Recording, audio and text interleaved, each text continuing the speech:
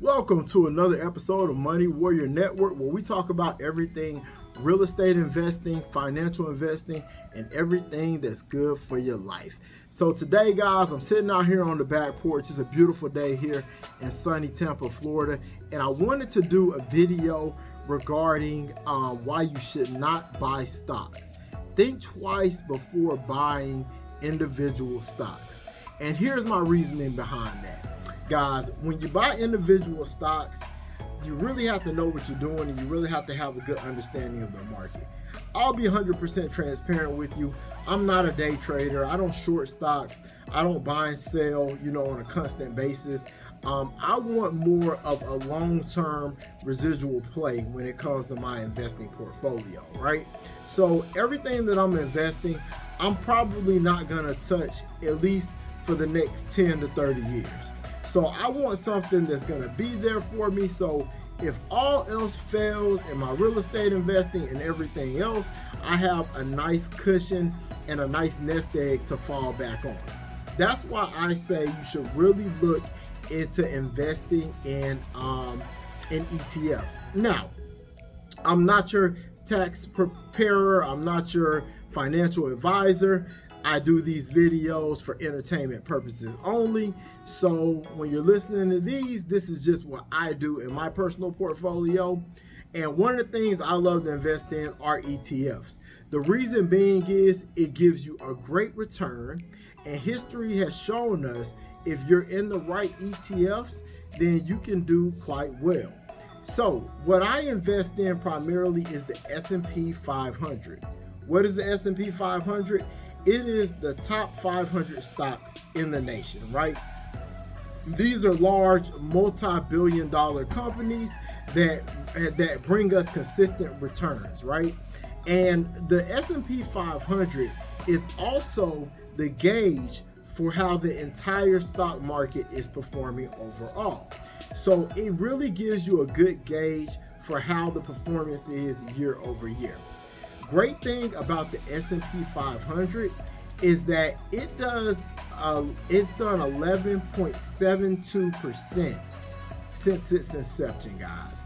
That means it's earning over 11% returns since the S&P 500 started.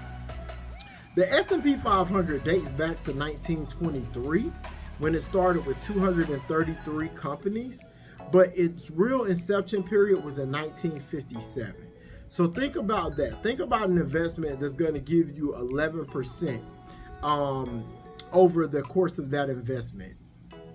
Guys, let's just think about your regular bank CD, right?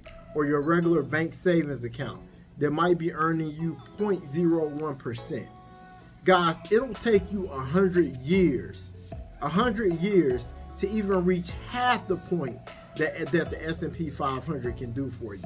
And you're getting a stable return that you can count on, guys. That's why you always want to diversify your money. As you guys know, I'm big into real estate.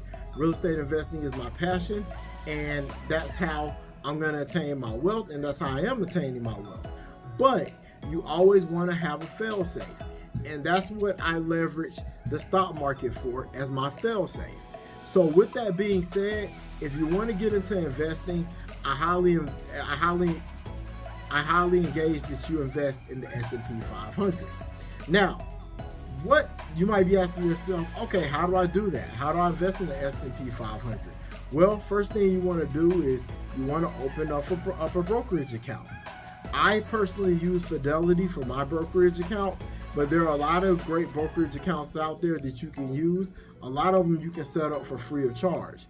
And what I do is I take a monthly amount and I put into my brokerage account and I buy shares of the S&P 500. So I want to give you guys a little example of the S&P 500 fund that I invest in, because there's many funds you can take. But for me, what I found to work best is SPHD. SPHD is a S&P 500 fund that's given a 14% return, and it's also giving a 4.72% dividend. So think about that, guys. It's giving almost a 5% dividend on top of a 14% return over the last 3 years. You might be asking yourself, okay, well, what's a dividend, Lawrence? Well, basically what a dividend is that's basically an amount that the companies are giving back to the shareholders. So that means every quarter I'm getting 4.72% of the amount of stocks that I hold in that ETF fund. So that's guaranteed to come back versus the interest rate. So even if the interest rate fluctuates, I'm always going to get that dividend back. Okay? Also, just to kind of tell you the power of the kind of money you can make, guys, if we look at the S&P 500 long term, it's done 11.72%. Okay?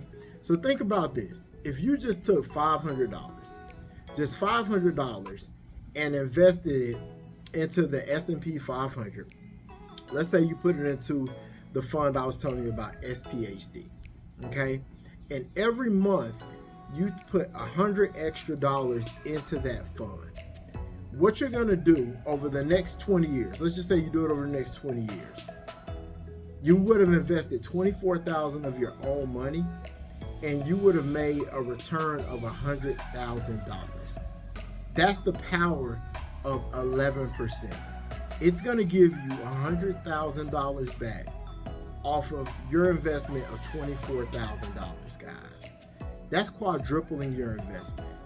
That's the power of compound interest, guys, and how you can build wealth over time.